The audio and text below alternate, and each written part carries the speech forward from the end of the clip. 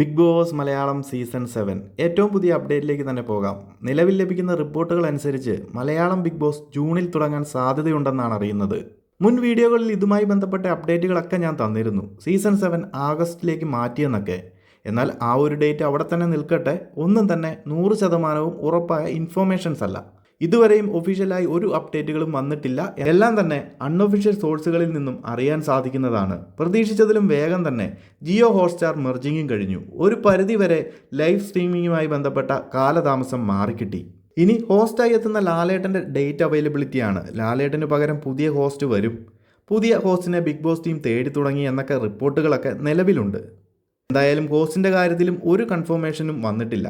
അതുപോലെ തന്നെ സീസൺ 7 നടത്താൻ പോകുന്ന സെറ്റിൻ്റെ കാര്യത്തിലും തീരുമാനമായിട്ടില്ല ഇതുവരെയും.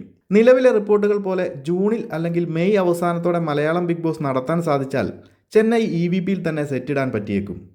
കാരണം big boss ultimate season 2 Tamil നടത്താനുള്ള സാധ്യതകൾ കുറവാണെന്നാണ് അറിയുന്നത്. ഏപ്രിൽ മെയ്യോടെ EVP സെറ്റും ഓൾമോസ്റ്റ് ഫ്രീ ആകും.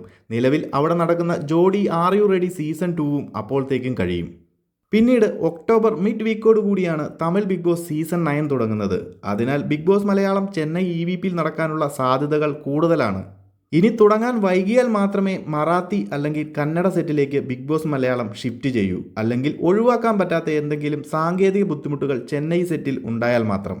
സോ ബിഗ് ബോസ് മലയാളത്തിൻ്റെ പ്രേക്ഷകരൊക്കെ പ്രതീക്ഷയോടെ തന്നെ കാത്തിരിക്കുക. അപ്ഡേറ്റുകളൊക്കെ കിട്ടുന്നതനുസരിച്ച് നമ്മൾ എത്തിക്കുന്നതാകും.